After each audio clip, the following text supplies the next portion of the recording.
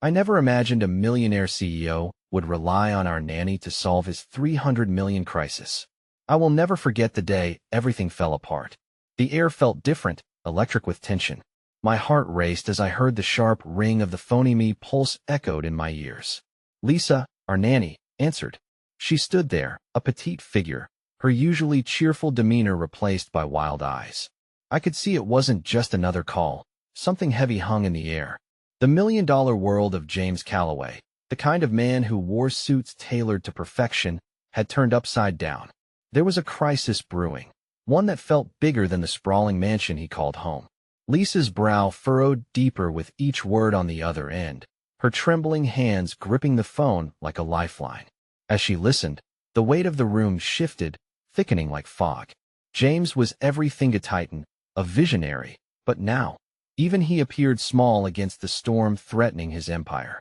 We had been close once, during family dinners filled with laughter, but now there was horror etched into his face, a man caught in a whirlwind. I had seen that expression before, the moment he realized everything he built was on the line. The mystery grew as I strained to hear snippets of Lisa's conversation. Words like betrayal, insider trading, and trust floated through the air. My stomach twisted at the idea of a hidden danger lurking amid the opulence. The unthinkable. Could our Lisa, the sweet woman who entertained his children, become the unexpected hero? James, we need to think this through, Lisa finally said, her voice steady despite the chaos swirling around us. I watched as his eyes flickered with hope, sparking like a flame ignited in pitch darkness. He needed her, not just to care for his kids, but to navigate the maze of deceit threatening to engulf him. They exchanged a look, the kind that spoke of desperation and something I couldn't quite place. Was it trust? Or was it the weight of impending doom? The room was filled with the distant sounds of chaos, sirens blaring outside, reporters murmuring by the gate, anticipation thickening with every tick of the clock. Time felt suspended, yet urgent. How could a man with everything, money, power, influence, find himself depending on someone I'd never thought could hold such weight? I felt my chest tighten, a lump forming in my throat as I took in the enormity of the moment. My heart pounded. Would Lisa find a way to salvage not just his fortune, but his family? The stakes felt impossibly high. What could she really do? Hey, before we continue with this amazing story, I need to give you an important heads up. Many subscribers have reported that YouTube unsubscribed them without warning. Take a quick second to check the red button below to make sure you're still subscribed to the channel. I'd hate for you to miss any of the exclusive content coming soon. And while you're there, smash that like button, it really helps me out with the algorithm.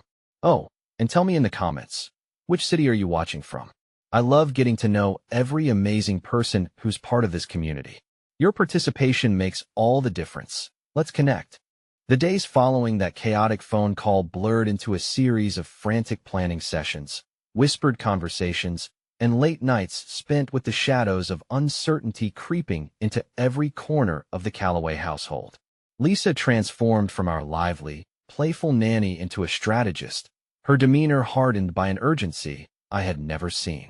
Yet, through it all, I noticed flickers of tenderness, small, unexpected acts of kindness that reminded me of who she truly was beneath the circumstances. One rainy afternoon, while James paced the living room like a trapped animal, Lisa took the children outside for what she called an adventure. The kids squealed with laughter, splashing in puddles, their innocence untouched by the dark cloud hanging over the house. When she returned, soaking wet but radiating warmth, it struck me how her spirit shone in contrast to the turmoil inside. "Keep their spirits high," she whispered to James, who was staring blankly into a wall. He turned, and for a fleeting moment, his features softened. I watched as Lisa touched his arm gently. "They need you, James." Her words hung between them, filled with something unspoken but powerful. Still, tension simmered, and the stakes grew higher with every passing day. The media frenzy only amplified their dread. Journalists camped outside the mansion, hounding for answers as the news spread like wildfire. "Millionaire CEO embroiled in scandal," they screamed. Even the gardener spoke in hushed tones about the potential fall of an empire, while I tried to maintain some semblance of normality within the chaos. One evening, I caught James in the library, his face buried in his hands. I took a cautious step in, unsure of how to approach him. I never imagined it would come to this, he murmured, not looking up. Everything I've built, it's all slipping away. His voice broke at the edges, revealing layers of fear and vulnerability. I wanted to reach out, to offer a balm for his pain, yet the gulf between us felt insurmountable. Instead, I stood silent, just a witness to his unraveling. It was a moment of raw honesty that shook me to my core. This man who commanded boardrooms and led high-stakes negotiations was as fragile as any of U.S. days turned to weeks. Hope flickered dangerously. Lisa had gathered a few small leads over conversations with the children's tutors and friends of the family, piecing together the web of deceit shadowing James' career. Her eyes lit up with determination every time she solved another puzzle. But she was navigating dangerous waters. I watched as she would tuck the children in at night, spinning tales of nights and adventures, while the world outside crumbled. One night after the children were asleep, I found Lisa on the balcony, staring out at the city lights glimmering in the distance. "Do you think people can change? That mistakes can be redeemed?" she asked, breaking the silence. Her eyes glistened under the soft glow of the moon, and I felt the weight of hope in her question. It resonated within me, echoing the complexities of our lives, the struggles we all confronted in our own ways. "Sometimes, it takes a collapse to rebuild something stronger," I replied, not entirely convinced of my own words, but recognizing the glimmer of resilience. She smiled faintly, and for a moment, we were two souls clinging to hope amid the din of despair. But the following day brought new chaos. A more profound twist awaited us. The water in the mansion erupted with its own narrative, a more personal attack against Jamisa Leak that betrayed deep-rooted betrayals. As I was cleaning the kitchen, I stumbled upon a lettera hastily discarded envelope, the name James Calloway scrawled across it in a jagged hand. My heart raced as I recognized the return address, a prestigious law firm known for handling high-stakes litigation. Could it be? Were more dark secrets lurking in the shadows, ready to surface? I crumpled the letter in my hands, the implications threatening to undo everything we had hoped for. I felt its weight drag me down into the depths of uncertainty. Before I could process, a knock erupted from the front door, shattering the quiet of the moment. I froze, staring at the envelope that threatened to unravel everything even more potently. The children were in their rooms, but I could not help but feel there was a choice to make. I had to get Lisa or James. We had to face whatever was about to walk through that door. I took a breath, my heart pounding in my ears. The heavy moment hung in the air, each second feeling like a lifetime. As I turned to open the door, I could only wonder if this revelation would be our salvation or our doom. The door creaked open, and there she stood, Elena, James' business partner, her expression a mask of desperation that sent a chill through me. Her usually composed demeanor had crumbled, leaving only the sharp edges of panic in its place. "We need to talk." Now I stepped aside, heart racing, allowing her to enter. My mind raced with the implications of her sudden appearance. I motioned toward the living room and watched her scan the space before she settled into a chair, pulling her blazer tighter around her shoulders as if to ward off an unseen threat. "James isn't here?" she asked sharply, her eyes bright with urgency. I shook my head, feeling the weight of the secrets that loomed over us. Elena's fingers danced nervously across the armrest, a stark contrast to the confident executive I had often encountered at company events. "I need his help. I wouldn't be here otherwise," she admitted, her voice thick with anxiety. "What happened?" I asked cautiously, sensing the storm brewing within her. "There's been an anonymous tip sent to the board. It's worse than what's already come to light. They've got proof of financial manipulation, and if that hits the media..." I felt the air escape my lungs, an invisible hand squeezing my chest. The world around us had become a treacherous landscape, and I was caught in the crossfire. "You think James could go to prison?" I barely managed to wheeze out the question, the terror of that possibility seeping into my bones. Elena nodded grimly. "No one can afford to lose 300 million, and if he's implicated, it's over. For him. For all of us. I need to find him." Her eyes were intense, and behind them, I sensed a tumult of emotions. Fear, regret, and something that resembled hope. It was a cocktail of vulnerability that took me by surprise. "That I can help you find him," I offered, though my heart quaked at the thought of bringing James face to face with this horrifying reality. But the thought of standing idly by as everything collapsed around us spurred me to action. "Thank you," she said, her gratitude seemingly genuine. As we moved to search the house, part of me wondered if, in this moment of chaos, I was placing my trust in someone who was as entwined in the darkness as James was. We raced through the familiar halls, the walls echoing with reminders of laughter and cherished times now tainted by the gravity of betrayal.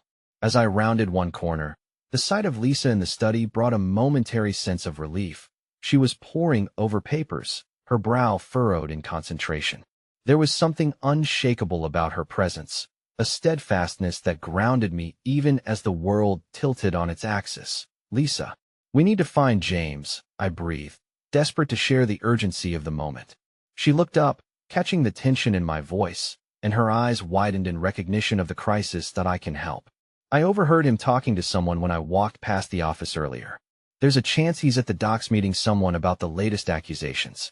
Elena's expression transformed, resolve flooding her features. "The docks? But who would he meet?" "I don't know," Lisa answered, a flicker of determination igniting in her voice. "But if it's about this mess, he could be out there hoping to cut a deal or salvage something." Without a moment's hesitation, Elena shot up from her chair. "Let's go. We can't waste time." Her sudden burst of energy felt contagious, igniting a spark of bravery that I knew we would need. As we made our way to the front door, I stole a glance towards the staircase, painfully aware that the children remained blissfully unaware of the chaos swirling just beyond their sanctuary. "We can't leave them," I hesitated, feeling the weight of responsibility bear down on me. "We'll call a sitter," Elena interjected, already texting someone on her phone. "We need to focus on James." With that, we bolted out the front door, the wind whipping around us as if pushing us toward our fate. The city felt different. Everything that once brought warmth was now a cold reminder of the darkness encroaching on our lives. As we drove toward the docks, the silence in the car became heavy with unspoken fears and anxieties that we dared not voice. That it was during that tense ride that Lisa's phone buzzed, a notification lighting up the screen. She quickly glanced at it before her face blanched. "It's a social media post. There are pictures of James with someone, and they're saying he's involved." "What? Who?" The words tumbled out of me as my heart dropped. "I don't know, but it just went live. Everyone is sharing it." Her voice cracked as she continued to scroll through the comments that were pouring in. "He's being dragged through the mud without a chance to explain." As we reached the docks, the sight that met us was a flurry of chaos and flashing lights. The media had gotten wind of James' potential rendezvous there, and reporters mill about, eager for a story. Anxiety pulsed through me, ensnaring my thoughts as I scanned the crowd for a sign of him. And just as I caught a glimpse of a tall figure heading towards a shadowy corner of the dock, I felt my heart race again, not with hope, but fear. For before I could call out to him, a heavy hand suddenly gripped my shoulder, and I spun around to find an unfamiliar face looming over me, a tense smile twisting his lips. "Looking for someone?" he asked, and the weight of the world seemed to collapse around me. The man's grin was deceptive, a mask hiding something more menacing. He wasn't just a bystander. He was a player in a game that felt far too dangerous for me to be involved in. Behind that unsettling smile was a threat I couldn't quite decipher, and the chill that coursed through me warned me that I was walking a tightrope dangerously close to the edge. "Who are you?" I managed to stammer, positioning myself slightly in front of Elena and Lisa for some semblance of protection. They were both glued to the scene unfolding in front of us, but I had to draw my focus back to this stranger whose intentions reeked of trouble. "Does it matter?" He shot back, cocking his head slightly, his eyes narrowing as they slid past me to assess Elena. "I just want to know why you're here." "Look, we're not here to cause any issues. We're just looking for James," Elena responded, authoritative yet shaken. It was good to see her regain some of her composure, but my heart still raced, fueled by uncertainty. "James. You must be his little minions, then." He laughed lightly, but it was without humor. "You really think you can help him?" Something in the way he spoke sent another wave of terror through me. Every instinct screamed that he was more than just a casual observer. "What do you know about James?" I demanded, forcing the fear out of my voice and trying to appear braver than I felt. He leaned closer, as if to share a dark secret. "I know he's in deep, and the truth is, This is only the tip of the iceberg. He's making enemies left and right, people who won't hesitate to throw him under the bus. A knot formed in my stomach. If James had enemies, then we were all in danger. Elena's face was rigid as she processed his words, her resolve beginning to crack in the face of this unexpected revelation. Just then, I saw Elisa's fingers glide over her phone, face drenched in urgency as she whispered, "We need to get out of here. Now." The stranger must have sensed the tension, his smile widening. "Oh, sweetheart, I wouldn't go anywhere just yet. You're all very wrapped up in this little drama, and I think it would be a shame to miss the final act." "Final act?" I echoed, fear clawing at my throat. Outside the chaos of the docks, I felt the tremors of an unexpected storm gathering, brewing a tempest that mirrored the turmoil around us. Before anyone could respond, another figure emerged from the Shadows Atoll, sturdy man carrying an air of authority that instantly changed the mood. A palpable shift overcame the crowd as he approached, locking eyes with the man beside me. "What's this?" the new arrival asked, his voice deep and steady, cutting through the tension. "I thought we had an agreement." The stranger straightened up, eyes glinting with something that looked like amusement. "This isn't part of the plan. These women just stumbled into the chaos. Maybe they can help," he suggested flatly, no hint of the amusement in his tone. "Or maybe they can ruin everything." The first man shot back, a flash of panic replacing the jagged grin. The new man exhaled sharply, then turned his gaze to me with an intensity that made my stomach drop. "You have to leave. Now." But before I could even react, the commotion swelled around us as the curiosity of nearby reporters hit a fever pitch. Flashing lights engulfed the docks, erratic questions cutting through the air like daggers. "James, is he here? Are you involved in the scandal?" The crowd thrived on the drama, each voice clamoring for answers.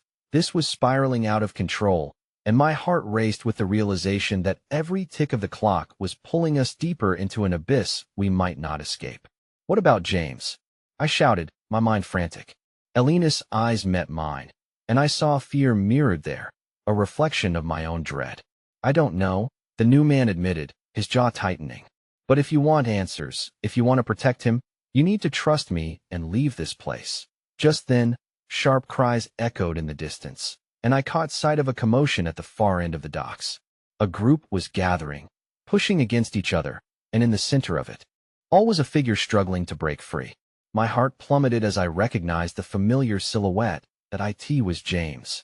Suddenly, the world seemed to close in the darkness of uncertainty and fear twisting around us, coiling tighter with every beat of my racing heart. We were in the eye of a hurricane, and I realized that no matter how much I begged for clarity, the storm was merely gathering force, ready to unleash its fury. "James!" I screamed, but the surge of bodies muffled my voice, camouflaging it beneath a tempest of chaos. The stranger's grip tightened on my arm. "We have to go before this turns into something irreparable," he urged, but I couldn't tear my gaze from the figure fighting to be heard. And just as I was ready to break free and race toward him, I heard the chilling crack of a gunshot echo through the air. Time froze. The world around me shattered into chaos after that gunshot rang out, an icy gust of fear sweeping through my veins. Bodies scattered, and shouts erupted like fireworks of panic. Instinctively, I clutched at my chest, the rhythmic thudding of my heart loud in my ears, drowning out the surrounding chaos. My mind screamed for clarity, for direction, but all I could do was stand frozen, eyes locked on James as his figure twisted and turned against the surging tide of people. "Get down," the tall man beside me shouted, pushing me behind him as he scanned the scene for threats. His presence was a fortress against the tide of fear, but I didn't want safety. I wanted to reach James. I fought against the man's grip, the urgency to help tearing at my insides. "Let me go. I can't leave him," I protested, desperation lacing my voice to "Oh, you want to get shot?" He hissed, and my heart sank at the grim truth in his words. I could not bear to see James in danger, yet the unyielding sway of reality held me back, chaining me to my fears. Glancing back, I caught a fleeting glimpse of James. He was struggling, his eyes wide and frantic, searching for something or someone amidst the madness. His lips moved, but the words were lost to the disarray. My heart cracked slightly as I felt the distance growing between us, like an invisible chasm threatening to swallow all hope. Suddenly, the man released my arm. He'll create a diversion. When I give you the signal, run to him. You understand? I nodded, though it did little to ease the torrent brewing within me. Together we scanned the area, the unfolding chaos, the frightened bystanders, the chaos that threatened to engulf us all. With a swift motion, the man stepped away, skillfully weaving through the crowd, disappearing into the fray. I didn't have time for explanations. Every second felt like a lifetime. As I peered through the throng of bodies, I willed my legs to move, but they felt anchored by the weight of dread. I took a deep breath, struggling to ground myself, urging my mind to focus. Just then, I saw a flicker of movement behind the chaos, a flash of silver. It caught my attention and drew my focus in a way that felt dangerously magnetic. My stomach twisted with unease as clarity struck hard. A second gunman, presumably hiding amidst the chaos, preparing to take aim again. James. I cried out again, the name escaping my lips like a prayer. I pushed through the crowd, desperate to reach him. If I could just get to him, I could shield him. I could. The tall man emerged from the other direction, arms raised. Everyone back. We need to clear the area. He started moving towards James, selflessly putting himself between my friend and the danger that threatened to materialize again. For a moment, time moved in slow motion. I caught a glimpse of James, fear etched deep into his features, but as our eyes locked, I saw a flicker of hope ignite within him. It spurred my feet into motion at last, and I broke free from the grasp of terror. But suddenly, something soft brushed against my arm. A small child, frightened, lost in the sea of panic. In that moment of chaos, I turned instinctively, squatting down to comfort the kid, hugging him tightly, whispering, "It's okay. You're safe." Despite the tempest outside, there was a kind of quiet humanity in that interaction. I couldn't abandon him, not when he needed me. "Please, get to him." The tall man's voice broke through my focus. I turned back, catching sight of James again, now rear-guarded by the man. But vulnerability seeped through the brave facade around him, and I knew this was no ordinary standoff. My heart sank further as I felt the weight of the chaos pressing down on all of us. And then, just as I was finally ready to make my move, I heard an anguished scream pierce through the surrounding noise. A woman, desperate and frantic, caught my attention. Behind her stood a group of people weaving through the chaotic mess, pushing toward a back alley, dragging her along as she screamed for help. "James!" I shouted once more, but my voice was lost amidst the crowd as the gunman reappeared, brandishing his weapon and aiming directly at James. The tall man lunged forward, his arm outstretched, but the gunman was faster, and I watched as time ground to a halt once more. The air seemed to thicken, every second stretching into eternity. The shot rang out again, and before I could even begin to grasp what was happening, I felt a force jolt against me, and my world sank into darkness. I came to in a fog, the world around me veiled in shadows and confusion. The sharp scent of antiseptic suddenly invaded my senses, and I blinked against the harsh overhead lights, flinching at the sterile brightness. My heart raced as panic clawed at my throat. The events of the last moments I remembered rushing back to me like a nightmarish wave. "James!" I gasped, jerking upright. A sharp pain lanced through my chest, forcing me to clutch it with a groan. The room was white and sterile, the echoes of beeping machines and the murmur of distant voices creating an eerie backdrop. I scanned the unfamiliar surroundings as fear squeezed my heart.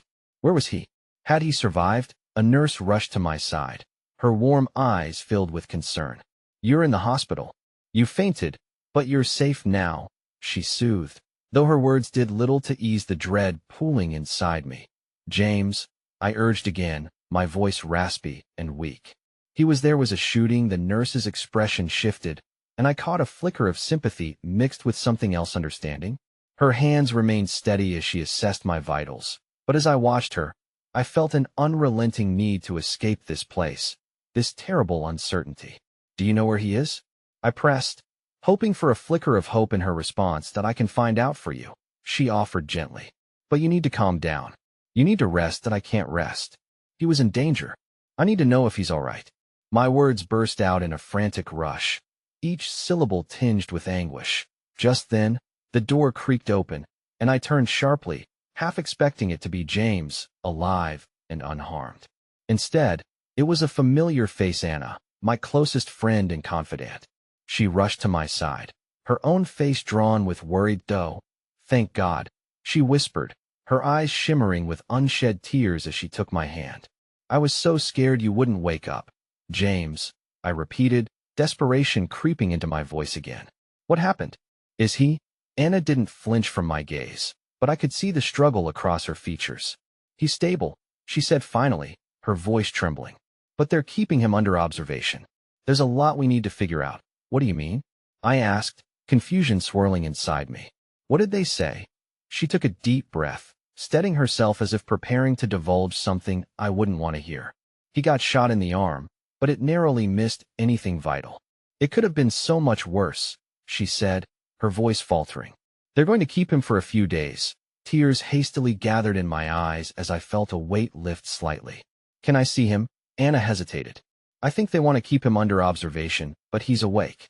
You could talk to him over the phone." I nodded slowly, my heart aching with a mix of relief and sorrow. "I just need to tell him I'm here." She pulled out her phone, swiftly dialed a number, and I could hear James' groggy voice as she placed the call on speaker. "Hello?" he murmured weakly, and my heart leapt at the sound. "James," I exclaimed, not caring for the sound of my own desperation. "I'm so glad you're okay." "I was so scared, Emma," he breathed, relief flooding through his voice despite the pain lacing it. "Are you all right?" "I'm fine," I assured him, though I could feel the remnants of fear weaving through my confession. "What about you? How do you feel?" "It'll be okay," he said, and despite the heaviness of his words, there was a flicker of that stubborn determination I admired in him. "Just a bit of a setback. I guess that I can't believe this happened," I sighed, pressing my hand against the cool surface of the phone to steady my racing heart. "I should have been there." "I'm so sorry, Emma." "Stop," he interrupted gently. "You did everything you could. I don't blame you for what happened."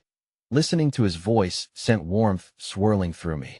It was grounding, a reminder that amid the chaos, we still had each other. But before I could respond, the nurse appeared in the doorway, her expression urgent. "Mr. Haywood's family is here," she said, locking eyes with me. "They're asking questions, and we need to stabilize the situation." James caught the shift in tone, his voice sharp with concern. "What are they asking?" "James, we'll talk later," I said quickly, anxiety tightening around my throat.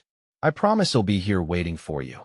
Don't leave me," he murmured, his voice cracking with emotion, strumming a chord deep within me. "I want," I insisted, though my heart raced in fear of what the future would hold. "Please, just get better." As the call ended and Anna set her phone down, my attention was drowned by a new wave of dread, a murmur of undertones hinting at the chaos still rippling through our lives. What did the nurse mean about his family? What do they want? I bit my lip, steeling myself against the turmoil bubbling beneath hurdles I hadn't even begun to comprehend. "They want to press charges against whoever was responsible," Anna replied carefully. "But there's more. They're implicating you, Emma, saying you were involved in some way." My heart dropped at the revelation. Suddenly, the darkness surrounding us felt impossibly heavier. "Implicating me? How?" "There's talk about how you were with James just before it happened. They think if someone is responsible, it might be someone close to him," she replied quietly, her voice strained. "And with the chaos of the shooting, it's going to be hard for you to prove your innocence." My breath hitched, the walls of my own reality closing in around me. As if the dangers of the night weren't enough, now I faced accusations that threatened to consume everything I held dear. "Anna," I whispered, my voice trembling with fear, "what if they don't believe me? What if this tears us apart?" I locked eyes with her, feeling the weight of the uncertainty. I could see the fear mirrored in her gaze, too. Hope felt like a distant memory, a flickering candle dimmed by the harsh winds of fate. Suddenly, an unexpected knock interrupted our turmoil, and the door swung open. A tall and authoritative figure stepped inside, a steely gaze directing toward me. I hadn't seen him in ages, but the resemblance sent a chill through me, a striking echo of what I knew was coming. "Emma," he said softly, his voice rich and commanding. "We need to talk." And with that single sentence, I felt a harrowing turn of fate descending upon me, spiraling into 6 GIs of shadows I would somehow need to navigate through. The tall figure moved closer, the echo of his footsteps slicing through the silence. My heart raced, every instinct screaming at me to retreat, to barricade myself from whatever he might bring. Mr. Black, Anna whispered, her concern palpable as she recognized him. She quickly positioned herself between him and me, as if to shield me from the looming threat. "Emma, I'm here because there's no time to waste," he said, his expression unyielding, yet there was a flicker of something softer, an urgency that hinted at vulnerability. "I understand you've been through a lot, but we need to talk about James and what happened last night." "Why you? Why now?" I shot back, my voice trembling with pent-up anxiety and resentment.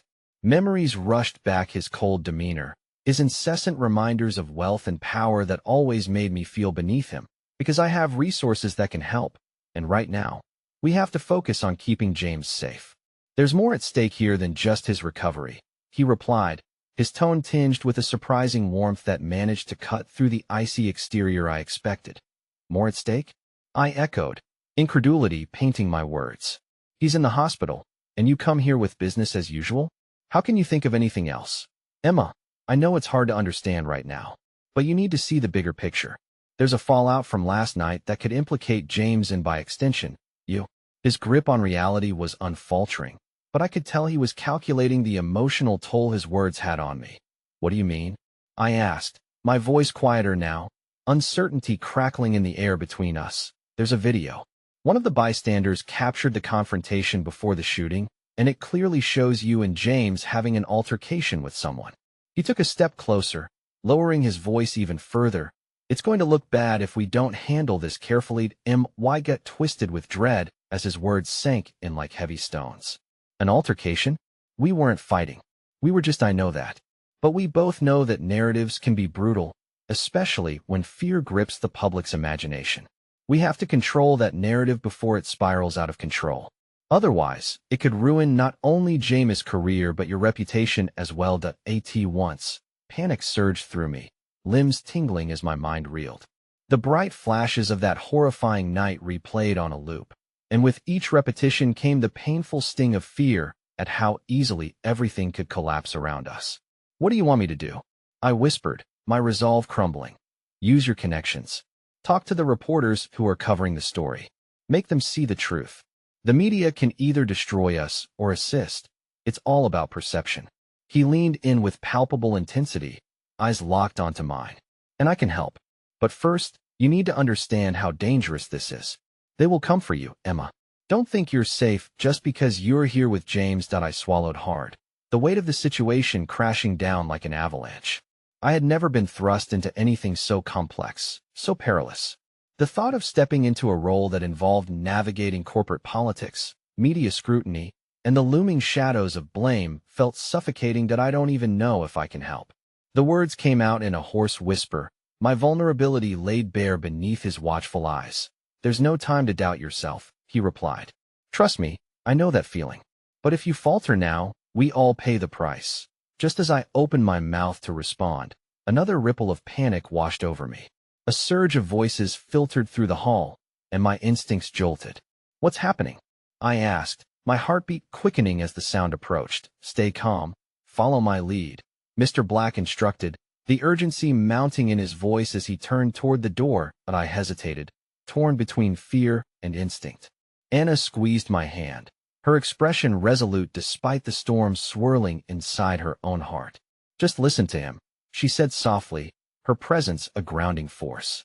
Before I could respond, a group of reporters spilled into the room, their cameras flashing and voices clamoring for attention, demanding clarity amidst the chaos that had erupted from that night of violence. "Is it true that Emma Rivera was involved in the scuffle before the shooting?" a bold reporter shouted, shoving a microphone directly into my face, anticipation glimmering in his eyes like a hunter eager to catch his prey. My breath hitched. Everything I cared about hinged on this very moment. I felt like a deer caught in headlights, every fiber in me screaming to flee, yet an unexplainable urge compelled me to stand my ground. "Emma?" The same reporter called, his tone almost a taunt. "What do you have to say about the accusations? Are you hiding something from us?" A wave of heat crashed over me, and as my mouth opened, uncertainty fought desperately against resolve. Amid their shouted questions, Another voice broke through the rakusa familiar, powerful voice. Back off. She's not answering anything without a lawyer present. The room swayed as my pulse quickened, and I turned, disbelief flooding through me. In the doorway, glaring down the press with an intensity one had never witnessed before, stood James. The air stilled as I locked eyes with him, an overwhelming mix of shock and relief colliding inside me. But before I could decipher what had just happened, a new tension wound through my veins, anchoring me in fear. James? I whispered, but the words slipped away under the tidal wave of uncertainty crashing around us. Would this be the moment that finally broke everything apart? Or was it just the beginning of a battle far more complex than we ever imagined? The reporters flared like a sudden storm, clamoring for attention, and the sight of James jolted me with both hope and confusion. His presence, formidable and fierce, sent a shiver of something I hadn't felt in days coursing through me. The way he stood, protective yet strained, made it clear he was battling his demons, too. The reporters hesitated, their excited shouts faltering slightly under the heavy gravity of James's glare. He stepped further into the room, a force of nature whose mere presence commanded respect. James, I murmured, trying to find my footing. I wanted to rush to him, to bridge the chasm of worry and confusion that lay between us. But fear kept me rooted in place, uncertainty coiling tightly around my chest. Not now, Emma. His voice was low, almost pained, but he didn't break eye contact with the phalanx of journalists. You heard me. Back off. The bold reporter, emboldened by the taut atmosphere, shot back. But what about your future, James? Don't you think the public has a right to know how involved she was in the events leading up to the shooting? Before he could answer, a sudden commotion erupted outside the room, drawing even more reporters. It felt as if the very walls were closing in on us, every voice swelling, repeating the same echoes of doubt and accusation. My heart raced, echoing the chaos around me. As dread unfurled, I could see that Anna stood just a step behind me, the tension visible in her shoulders, and I felt her hand squeeze mine tighter. It was a grounding gesture, reminding me that I was not entirely alone in this maelstrom. James, you need to go back, I began, but he held up a hand, his eyes darting toward the door. No, they need to hear this. His jaw was set, determination mingling with something else, something darker. Emma, no matter what happens, you stay right here. Don't let them corner you. I nodded, though I could feel the knot tightening further. The sheer complexity of the situation unsettled me. Every piece of our past lives screamed that this was more than just a moment of media frenzy. It was a potential unraveling of lives and dreams. James took a deep breath and turned back to the reporters. I won't be taking any questions today about personal matters, especially regarding the incident that transpired. What happened was a tragedy, and I have no intention of making it a spectacle for your viewers. What about the footage, then? Is it true that it shows a fight? The reporter pressed, ever persistent. I am not denying that a confrontation occurred. But I will say this, he glanced back at me, an unspoken vow in his gaze. Emma had nothing to do with any violence, and if anything should be investigated, it's the motivations behind the attack itself. As gasps reverberated through the crowd. I felt the weight of his statement wrap around me like a protective shield, even as the uncertainty loomed overhead. A model of dignity, he stood firm against the onslaught of inquiries, projecting an image that belied the chaos roiling within him. But the more he defended me, the more questions gnawed at my heart. Did he truly believe the words he was saying? Or was he merely grasping at straws to shield himself from the impending storm? James, please, I whispered, feeling the urgency mount. I caught the flicker of uncertainty in his usually resolute eyes and emotion he hadn't granted me a glimpse of since the night of the shooting. He started to respond just as a chant erupted from the growing crowd outside, wild and dissonant. Justice for the victims. Justice for the victims. It was a painful reminder of the very violence we were trying to escape from. Before I could process the swelling chaos, James turned abruptly, breaking the encounter and striding toward the door. I'll handle this, he declared with a sharp edge, defiance and fear twined throughout his voice. My heart sank as I watched him storm into the fray, pulling the wall of cameras and voices closer, creating ripples of agitation. James, I shouted, helplessness licking at my insides as he faced the storm outside. Every part of me screamed for him to come back, to escape the danger that loomed just beyond the threshold of the hospital room. Not a flicker of adrenaline coursed through me, pushing back against the doubt. Maybe this was a moment I could seize, a chance to forge a new path, however risky it felt. Struggling against the tide of uncertainty, I took a step toward the door, hesitantly ready to follow. Before I could make it halfway, a heavy-set man slipped into the room, his forehead gleaming with sweat. He wore a pressed suit, but his hands trembled slightly as he spoke. "Emma, you have to come with me. They want you to make a statement." "Him again," Anna whispered. The nervousness in her voice echoed my own. "What do you mean, there's no time?" I snapped, uncertainty cascading through me like shards of glass. "What do they want to hear from me?" "The legal team says with the footage from that night, they're counting on your voice to clarify things before they spiral out of control. You need to take control of your narrative before it's too late." He rushed, urgency plain in his eyes. I barely had a moment to react. In that split second, the weight of a million decisions draped over me, suffocating and exhilarating all at once. Would stepping forward mean protecting James, or plunging us both deeper into danger? As I looked toward the door where James had disappeared, panic gripped me. I knew this wasn't just about him anymore. It was about me, too. And then, as though breaking across the threshold of my mind, a thought cut through. Could I really control the narrative they planned to weave? Or were we spiraling toward our downfall, with no hope of redemption on the horizon? The door loomed before me, a portal filled with potential and danger.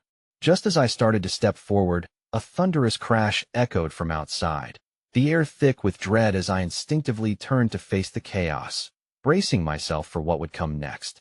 The world beyond the door erupted in a cacophony that drowned out even the thumping of my heart. I hesitated, each microsecond stretching into eternity.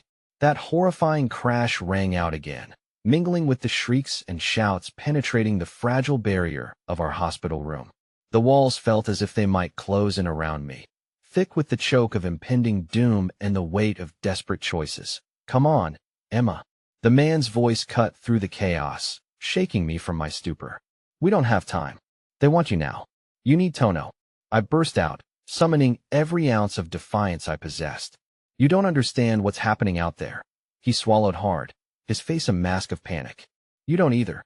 If you don't get in front of this, it will consume everything. Your future, James' future, everything is on the line." The accusation stung, igniting a flame of resolve in my chest. But it was a fire fueled by fear. Would my every next decision be merely a failed attempt to shield those I cared about from a collapsing world? Suddenly, I glanced at Anna, who stood a few steps away, her eyes wide with worry. My instinct was to protect her, to shield her from the fallout of my choices, but I realized that we were no longer bound just by friendship. This was a fight for survival. "Anna," I called, my voice steadier than I felt. "What do I do? I can't believe I'm leaving him out there." Before she could respond, the heavy-set man interjected, pulling my attention back to him. "Look, just think about this. What happens if you don't? They'll spin their own narrative, one that may destroy everything you love. You can either choose to speak or watch everything unravel." His words struck a chord deep within, as if they were the echoes of my own self-doubt. What did I truly want? Could I muster the courage to confront the frenzy outside? They wanted a stormy story, but could I weave it into something that would keep us safe? Just then, another crash reverberated through the hallway, sharp and jarring, as the voices escalated into an uproar. A knot of dread twisted tighter in my stomach, and suddenly the idea of standing still became unbearable. My adrenaline surged. "He'll do it," I said, surprising even myself with the resoluteness in my voice. "He'll make a statement, but promise me you'll keep Anna safe." His eyes widened, but he nodded fervently, a glimmer of hope shining through his anxiety. Yes, let's go." I took a deep breath, reminding myself of the bravery I had glimpsed in James. With every step that carried me toward the door, I felt the tightness in my chest release, replaced by a singular focus.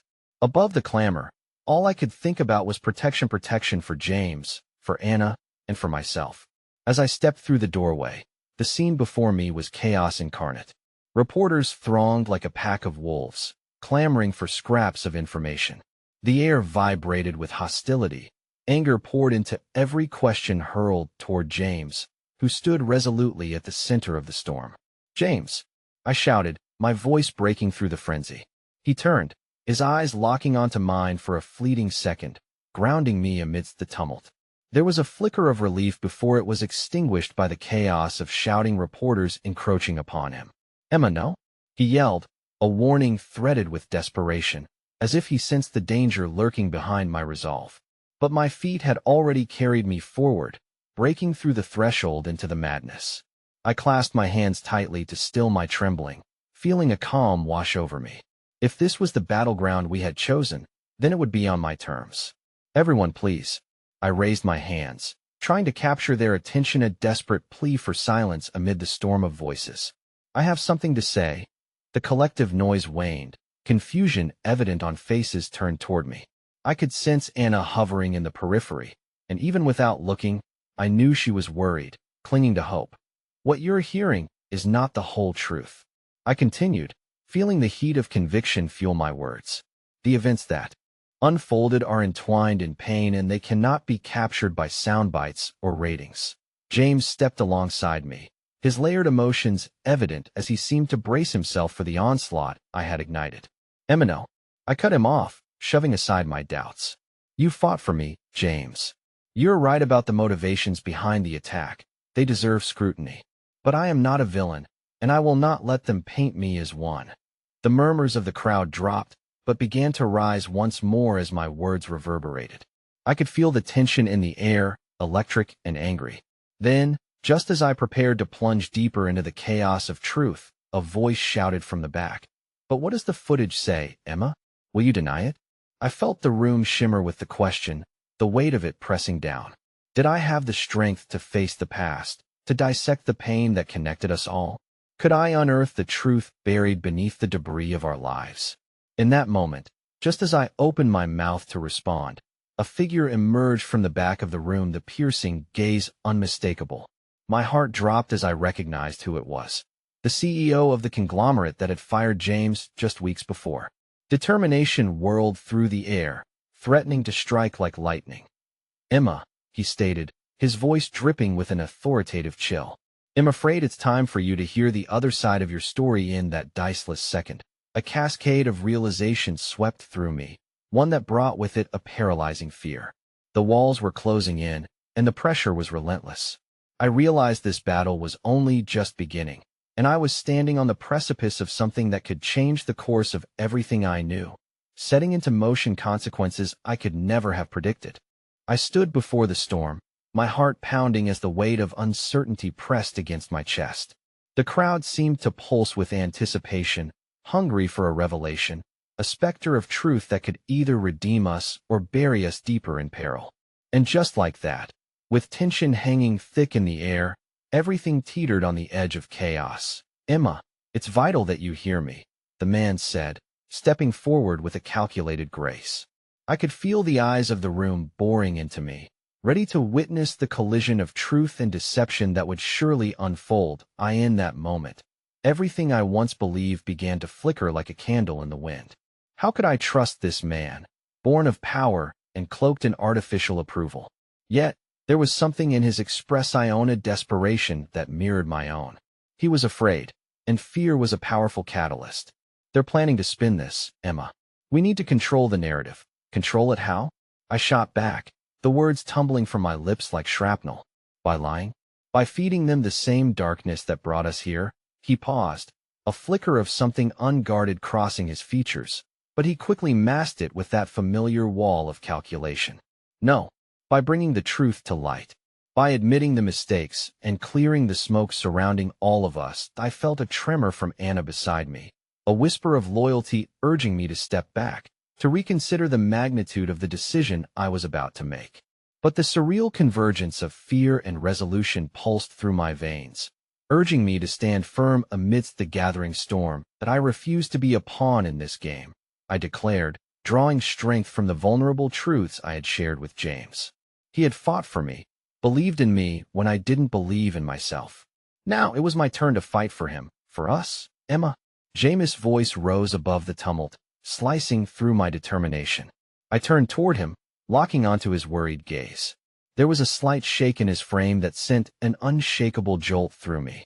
He knew all too well the stakes that loomed, the preparation with which we had to meet the backlash of this tumultuous disaster. "You don't have to do this." But despite his pleas, an ember of defiance ignited within me, aflame with the power of shared experiences, the moments that had bound user laughter, our pain. "Yes, I do, James," I said, my voice steadied by that burning resolve. "Together, we have to confront this. We have to step into the light and not let the shadows consume us any longer." The crowd held their breath, and I could almost hear the tension humming like electricity around us. I stood taller, ready to grasp the narrative and forge it as I saw fit, the past reassembled like pieces of flotsam after a shipwreck. What happened that night doesn't define who we are. We come from different worlds, yes, but at our core, we are driven by the same desire to protect those we love and seek the truth. That I turned back to the reporters, sensing a small opening, a beacon of hope where their insatiable hunger for news could instead become a conduit for understanding. "I'm not asking for sympathy. I'm asking for fairness. We all make mistakes. We face the consequences, the repercussions of our choices." "Emma, no?" A voice broke out from the back of the room, an unmistakable tone of accusation. The CEO stepped forward again, a shadow in the light. "This isn't about fairness, it's about survival. You're playing a dangerous game." My heart raced. "You're right, it is dangerous," I agreed, my voice rising to meet the tension. "But it's about truth, and I refuse to let it be twisted to fit someone's agenda. I won't be silenced." "Not anymore." A ripple passed through the crowd, their expressions shifting from skepticism to intrigue. Encouraged, I pressed on. "We're all scared, standing here on the brink of devastation.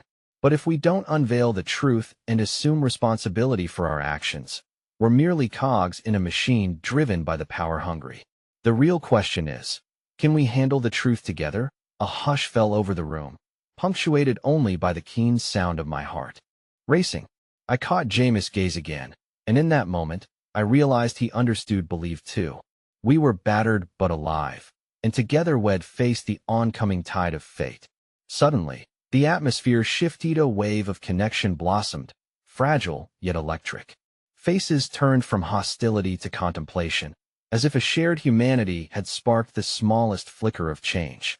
But then the weight of the night crashed down again once more as harsh accusations resurfaced. From the crowded media to the eyes I felt clamoring behind me. "Are you saying you stand by him after what happened? After he put you in danger?" "Danger? Yes, I was in danger, but it was a collective experience," I asserted, unwilling to back down. "What we experienced placed us all at risk. And if I were to blame anyone, it would be the systems that thrive on chaos, the corporations that wall us into corners. You think you can sweep this under the rug? You're naive. This will come back to haunt you." The man who had haunted our steps stepped forward, weaponizing the air with his bitterness. I remembered the faces of the victims, the pain that etched into their lives, amplifying their suffering.